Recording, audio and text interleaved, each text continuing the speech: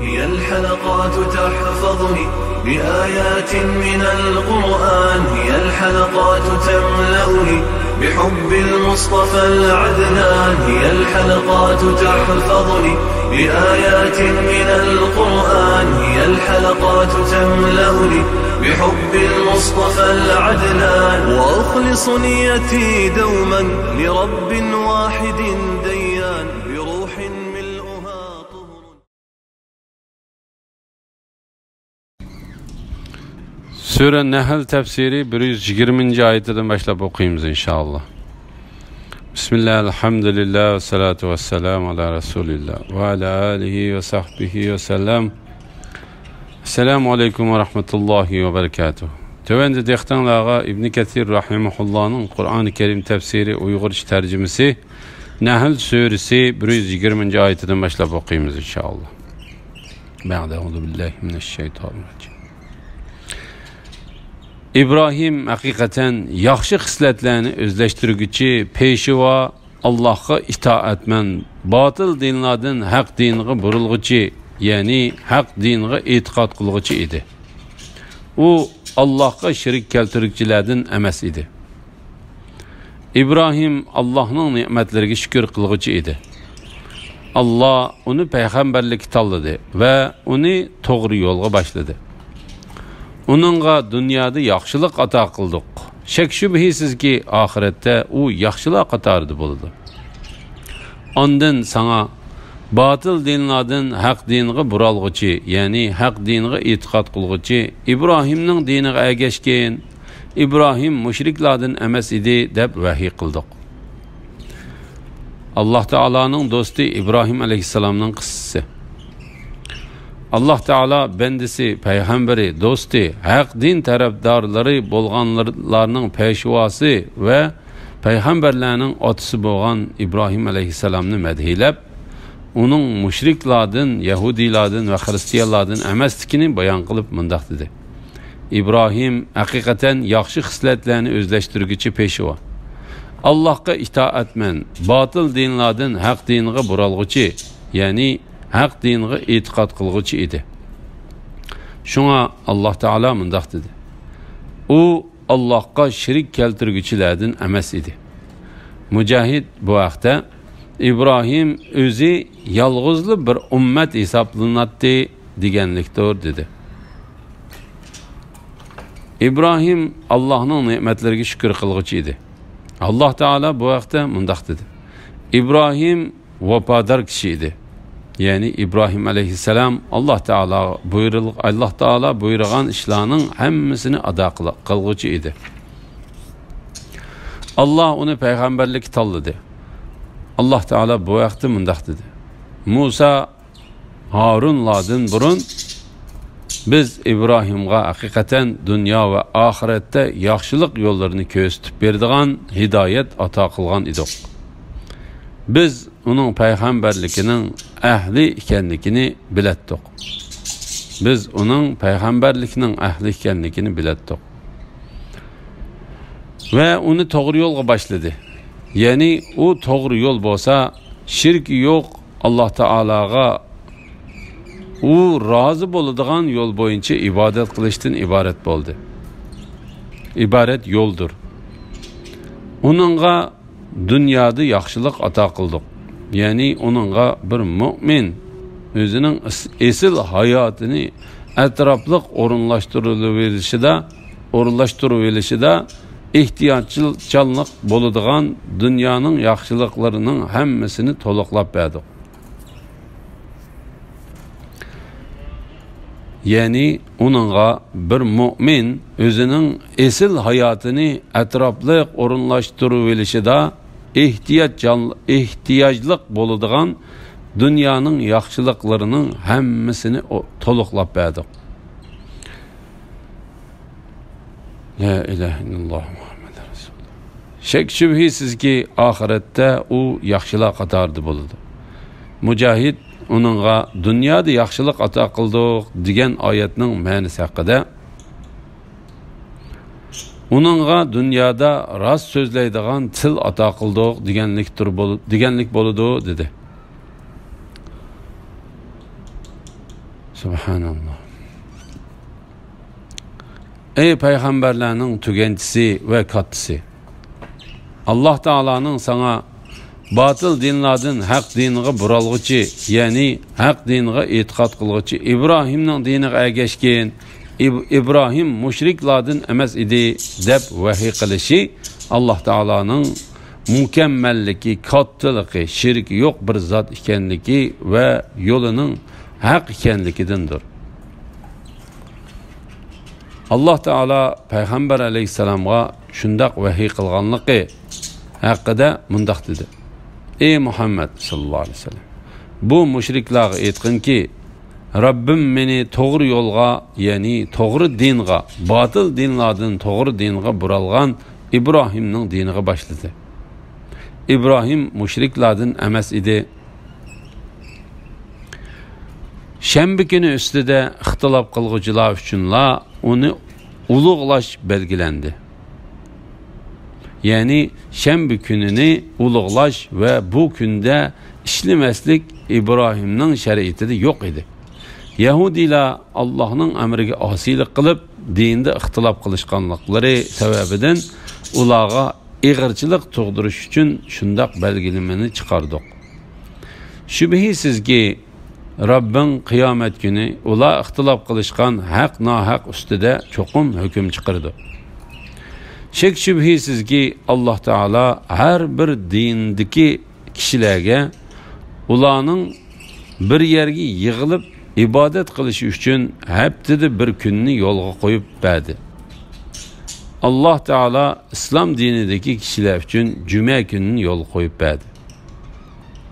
Chunki bu kun Allah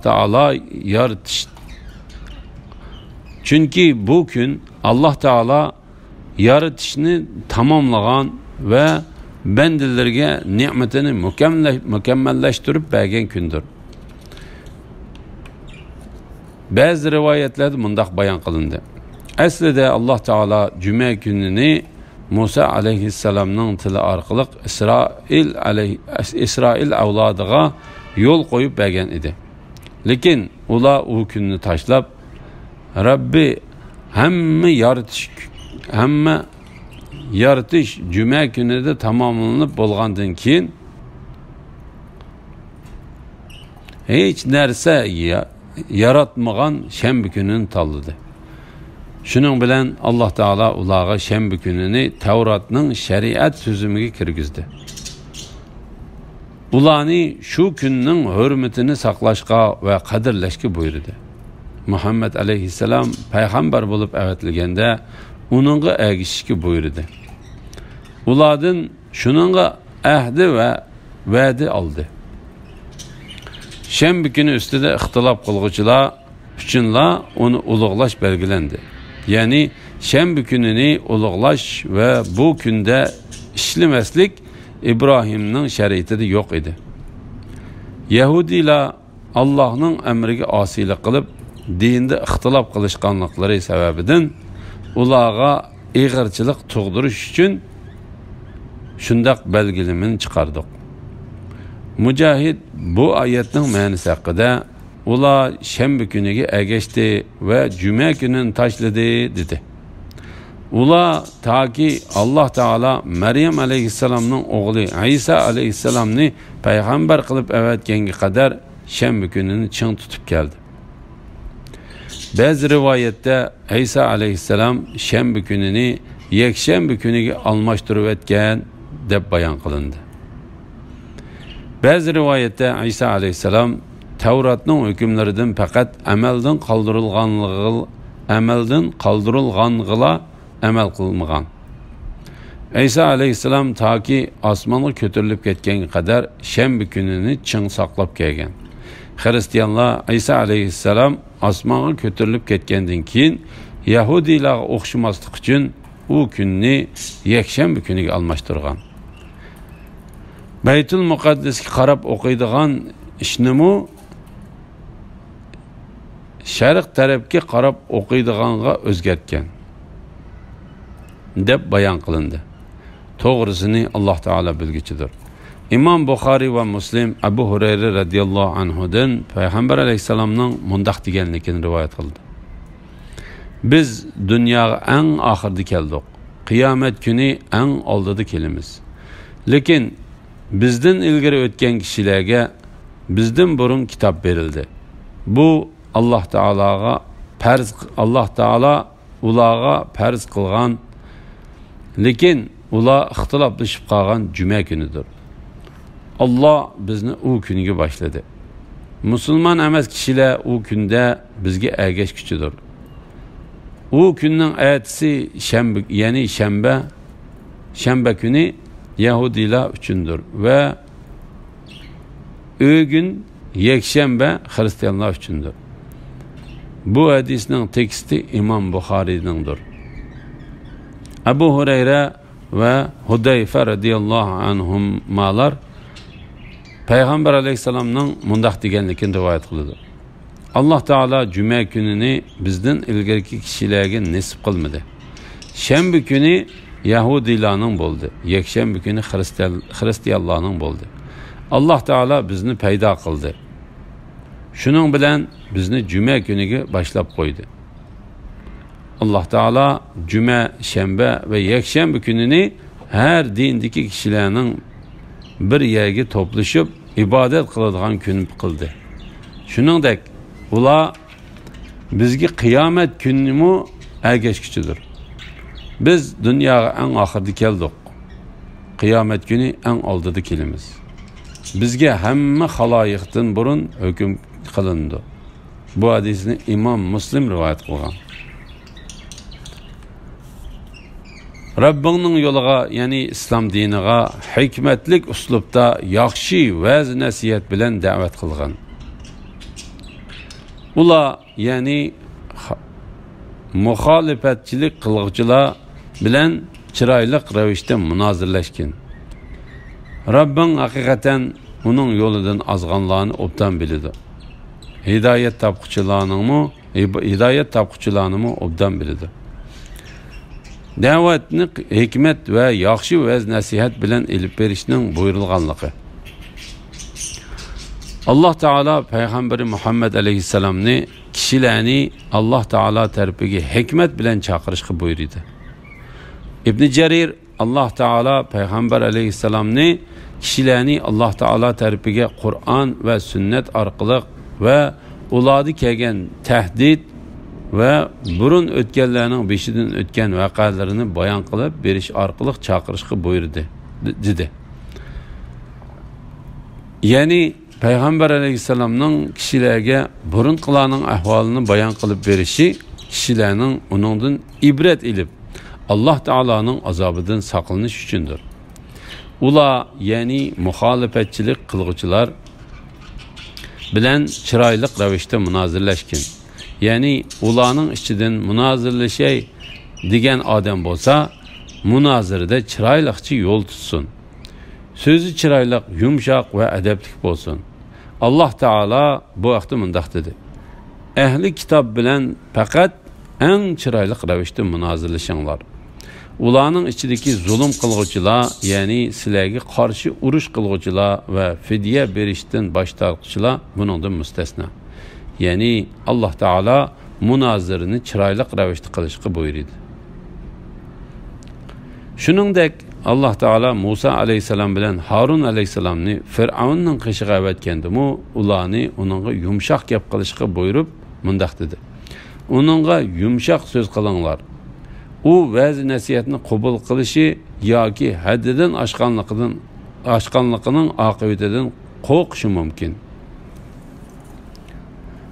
Rabbing haqiqatan uning yo'lidan ozganlarni obdan biladi. Hidayet topquchilarni obdan biladi. Ya'ni Rabbing haqiqatan bandalarining ichidagi badbaxt bo'lganlarni va badbaxt emaslarni obdan biladi.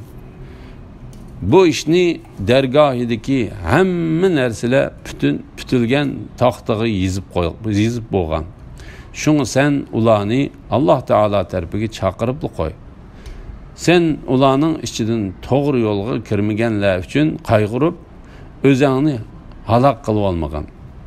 Ularni to'g'ri yo'lga elib kelish ularni to'g'ri yo'lga elib kirish sening mas'uliyating emas. Sen faqat ogohlantiruvchidirsan. Sen faqat ularga haqiqatni yetkazib qo'yishga mas'uldirsan. Ulardan hisob olishga biz mas'ulmiz. Alloh taolo bu vaqtda mundaq dedi: Shubhisizki sen xohlagan odamingni hidoyat qila olmaysan. Lekin Allah o'zi xohlagan odamni hidoyat qiladi. Allah hidoyat topquchilarni obdan biladi. Ey Muhammad sallallohu alayhi vasallam, ularni hidoyat qilish sening mas'uliyating emas. Sana topshirilgan vazifa faqat kishilarga Allohning vahiysini yetkazishdir. Agar o'zinglarga yetgan ziyon zahmat uchun intiqom olmoqchi bo'lsanglar, o'zinglarga yetgan ziyon zahmat qanchalik bo'lsa, shunchalik intiqom olinglar. Ya'ni ashurib etmanglar. Agar sabr qilsanglar, ya'ni intiqom olmay kechirsanglar, bu sabr qilguvchilar, ya'ni kechirguchilar uchun albatta yaxshidir. Ey Muhammad sallallohu alayhi vasallam, Allohning yo'lida sana yetgan aziyatlarga sabr qilgin. Sabrang faqat Allohning yordami bilan qo'lga keladi. Ularning iymon etmaganligiga qayg'urmagin. Ularning heli-mekirisidan yuraking siqilmasin. Allah haqiqatan taqvodorlik qilguvchilar va yaxshi ish qilguvchilar bilan birlidir. Qisas olganda oshirib etmasdan yoki kam qo'ymasdan barobar elish to'g'risida. Allah Teala bu oyatida qisas olganda odillik qilishga va haqqini topshirib olganda kam yoki ziyoda qilmasdan barobar qilish elishga buyurdi. Abdurrazzaq Allah Teala'nın agar o'zinglarga yetgan ziyon zahmat uchun intiqom olmoqchi bo'lsanglar, o'zinglarga yetgan ziyon zahmat qanchalik bo'lsa, shunchalik intiqom olinglar. Ya'ni oshirib etmanglar. degan oyatining ma'nosi haqida Ibn Sirinning mundaq deganligini rivoyat qildi. Agar birasi sizlardan biror narsa olsa, sizlarmi uningdan shu narsaga barobar keladigan narsa ilinglar. Bu oyatning ma'nosi haqida Mujahid, Ibrohim, Hasan Basri va boshqalarmi shundaq dedi. Bu qarashni Ibn Jarir to'g'ri deb qaradi. Ibn Zayd burun musulmonlar mushriklarning musulmonlarga qilgan askiliklarini ularning kuchi bo'lmaganligi uchun kechirib yetishga buyurilgan edi. Keyin islom diniga botur va kuchli kishilar iymon etib kirib, agar Alloh taolo bizga ruxsat qilsa, albatta biz bu itlarning, ya'ni mushriklarning ustidan g'alaba qiladiq dedi. Shuning bilan Alloh taolo bu oyatni tushirdi. Mushriklarni kechirib yetish buyrug'ini bo'lsa, jihadni yo'lga qo'yish bilan amaldan qoldirdi dedi. Ey Muhammad sallallohu alayhi vasallam, Allohning yo'lida sana yetgan aziyatlarga sabr qilgin. Sabrang faqat Allohning yordami bilan qo'lga keladi. Ya'ni bu sabr qilishga kelgan buyruqdir va sabr qilishga Alloh taoloning xolishi va yardım bilan yetkili bo'ladiganligiga berilgan xabardir. Ularning iymon etmaganligiga qayg'urmagin. Ya'ni sana qarshilik qilganlar, ya'ni iymon etmaganlar uchun qayg'urmagin. Chunki Alloh taolo ularning shundoq bo'lishini kutib etgandir.